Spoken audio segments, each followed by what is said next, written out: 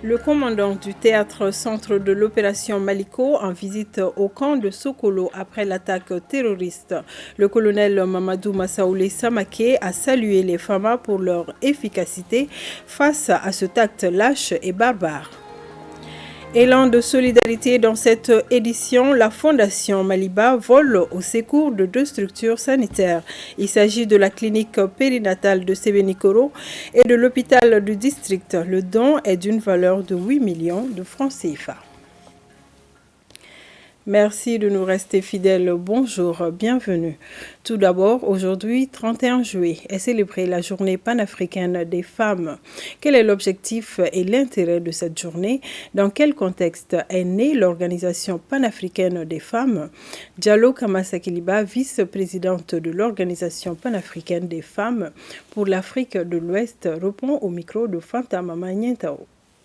Le 31 juillet, c'est la journée de la femme africaine et le 8 mars, c'est la journée internationale des femmes.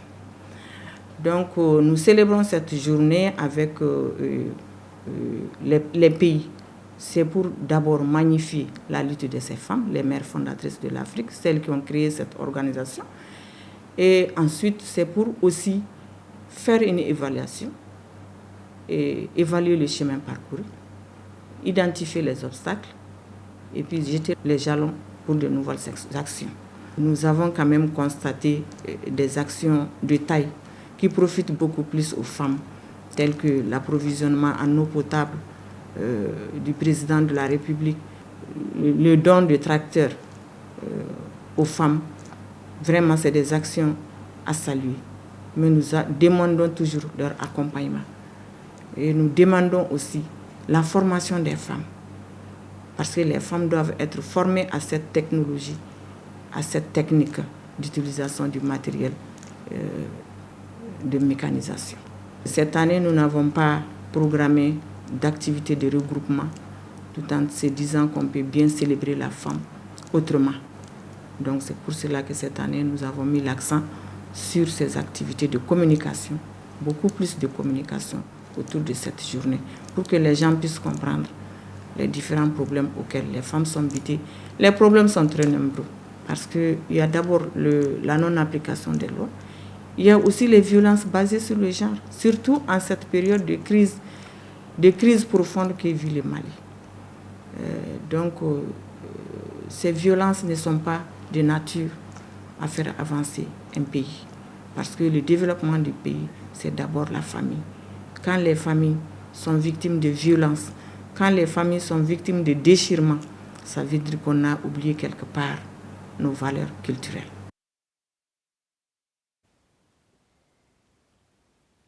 Bonne journée panafricaine à toutes les Africaines. Je le disais tantôt, 2 jours après l'attaque du camp de Sokolo, le commandant du théâtre centre de l'opération Maliko a effectué une visite sur le site. Le colonel Mamadou Massaoulé Samaké apprécie la réaction des FAMA face à cette attaque lâche. Il a aussi prodigué des conseils pour la réussite de leur mission de sécurisation. Les images de la DIRPA avec la voix de Fousseni Samaké. Après l'attaque terroriste de Sokolo, où les FAMA ont réagi avec professionnalisme, le commandant du poste de commandement interarmé du théâtre centre de l'opération Maliko, colonel Mamadou Massaoulé Samaké, s'est rendu au camp de Sokolo. Ici, il a félicité le lieutenant-colonel Abdraman Kone et ses hommes pour la bonne réussite de leur mission du mercredi 27 juillet en mettant en déroute les terroristes. Cette opération, appuyée par l'aviation, a permis de neutraliser des dizaines de terroristes et de récupérer des matériels de guerre. J'ai jugé bon de très rapidement me porter sur le terrain pour, d'abord réconforter mes éléments par rapport au beau travail qu'ils ont effectué, parce que les faits portés sur les gars les ont mis encore plus en débandade. Entre-temps, les rassurer qu'ils ont tout le soutien du commandement par rapport au travail, au joli travail qu'ils sont en train de mener. Mais entre-temps, les rappeler à conduite essentielle lors des opérations. C'est encore les appeler à plus d'engagement, plus d'application et surtout rester concentré à l'objectif en causant davantage plus de pertes à cet ennemi. Le colonel Samaké, accompagné par le commandant du secteur 5 de l'opération Maliko, colonel Youssouf Oumar Sissé, a invité les FAMA à plus de vigilance et d'engagement pour la réussite de leur mission de sécurisation des personnes et de leurs biens. Sur un autre plan, la Fondation Maliba vole au secours de 2 structures sanitaires de la commune 4 du district de Bamako, toutes deux récemment inaugurées. Il s'agit de la clinique périnatale de Sébenikoro et de l'hôpital du district 6 à Lafiabougou. Le don composé de divers produits est d'une valeur de 8 millions de francs CFA. Les détails avec Adama Traoré. La Fondation Maliba aux côtés des structures sanitaires de notre pays. Il s'agit de la clinique périnatale de Sébenikoro récemment mise en service et de l'hôpital du district de Lafiabougou. Ces 2 structures viennent de recevoir un don de matériels médicaux. Le don est réceptionné par le ministre en charge de la santé. Il est composé de 100 cartons d'eau de javel, de 100 cartons de savon liquide multi-usage, de 100 cartons de gel désinfectant et un carton de cache-nez. La Fondation Maliba, c'est de contribuer à la santé et à la réduction de la pauvreté des populations du Mali. Cette action, en direction de la clinique périnatale Mohamed VI et du premier hôpital du district de Bamako, tous deux fraîchement inaugurés, fait suite à de nombreuses actions entreprises par le président de la Fondation Maliba. Ces 2 structures qui viennent d'être inaugurées représentent beaucoup dans notre système de santé, surtout dans la réduction de la mortalité maternelle et néonatale. Donc, et que les Maliens fassent parler leur cœur pour soutenir les efforts du gouvernement dans le domaine de la santé. Je vous dirai merci pour cela. Et merci à tous les donateurs. Les responsables des structures sanitaires bénéficiaires ont tenu à exprimer leur gratitude aux donateurs. Nous remercions le donateur et nous le rassurons au nom des malades, du personnel et à mon nom propre et de la structure de la commune 4. Nous rassurons les donateurs que ça va être utilisé à bon escient. Ce geste du CARE est estimé à plus de 8 millions de francs CFA et devrait contribuer à combler un vide au sein de ces structures.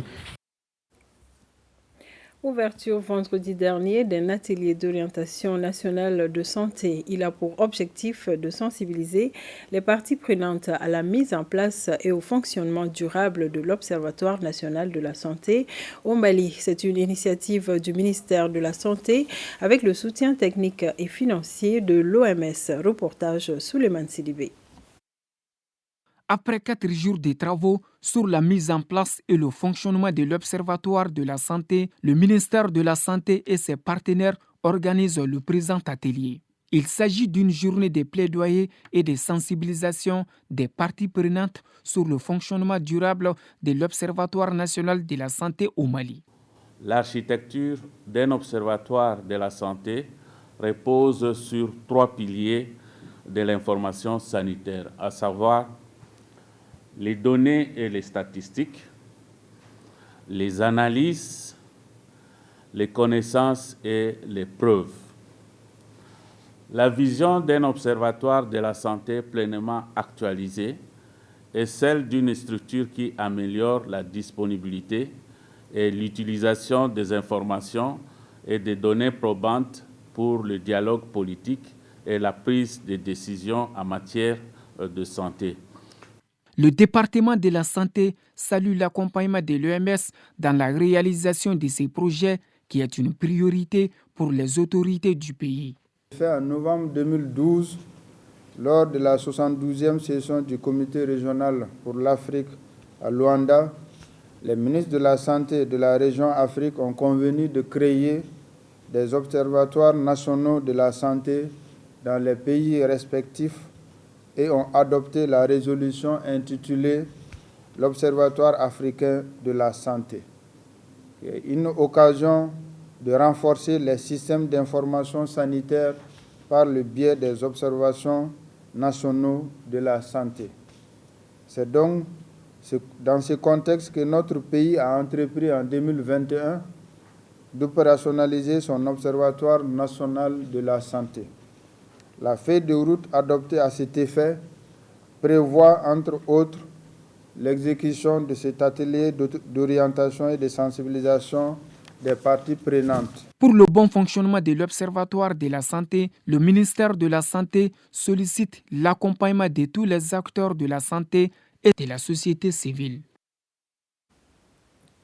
La finale de la 8e édition du concours interscolaire d'art oratoire dénommé Koumatiki, autrement dit le détenteur de la parole, a opposé le lycée Ba Aminata Diallo au lycée Fili Dabo Sissoko sur le thème « La justice transitionnelle peut-elle répondre à tous les défis de la réconciliation au Mali, oui ou non ?» Aliou Abdoulaye Touré, suivant. Ce concours avec pour thème « La justice transitionnelle peut-elle répondre à tous les défis de la réconciliation au Mali ?» est une initiative de l'Action pour l'éducation et le club autodidacte. Il a mis en compétition 4 lycées qui se sont affrontés sur des thématiques liées à la justice transitionnelle à travers des débats dans un esprit de fraternité.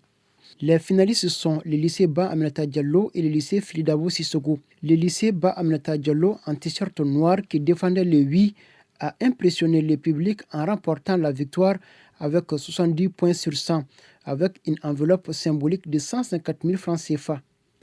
On est venu débattre ce matin sur un thème qui est à l'actualité du Mali, à savoir la justice transitionnelle peut-elle répondre à tous les défis de la réconciliation nationale. Et nous, on était pour le pot. Et alhamdoulilah, on a gagné parce que...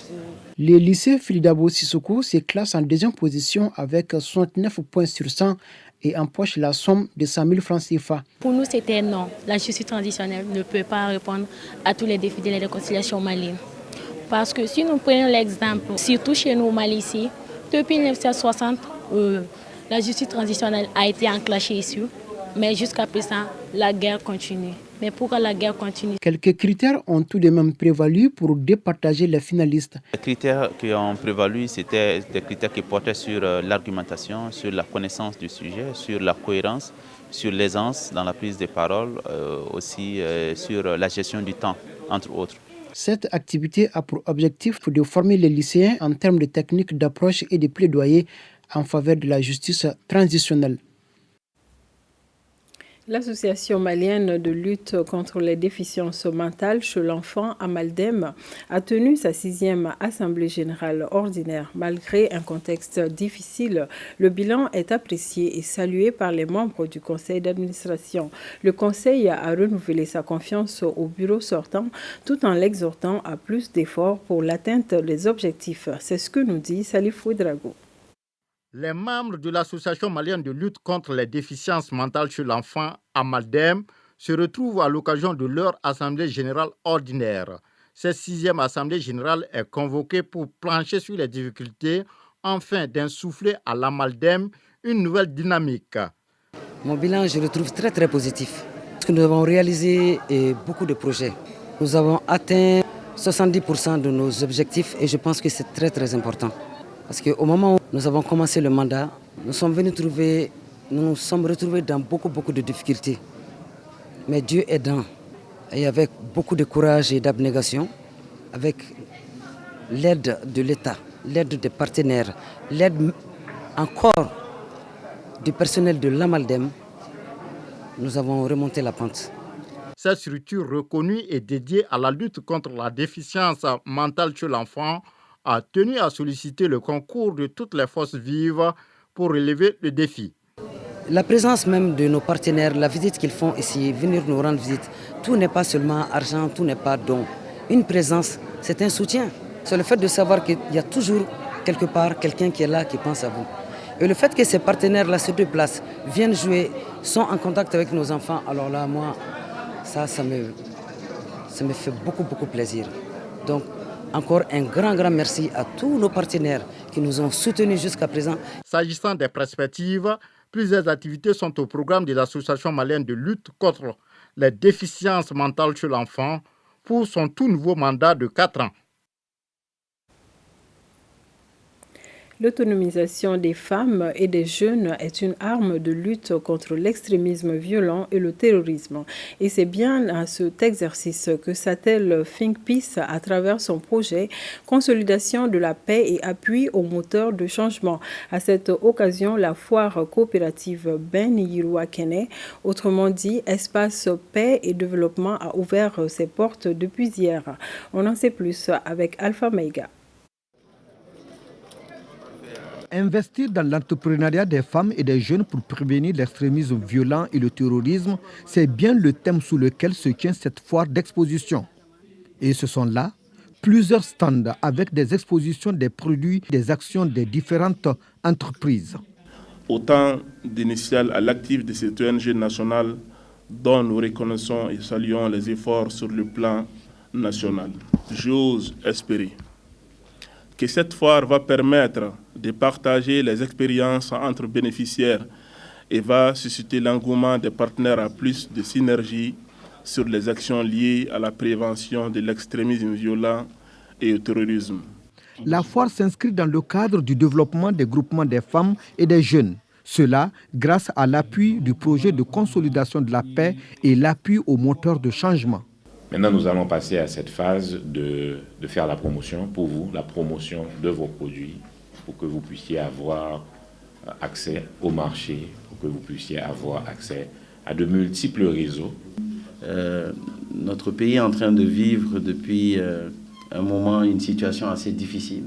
Et nous estimons que pour pouvoir aider à sortir de cette situation, il faut aider à renforcer les différents acteurs sur le terrain, surtout sur le plan d'autonomisation économique.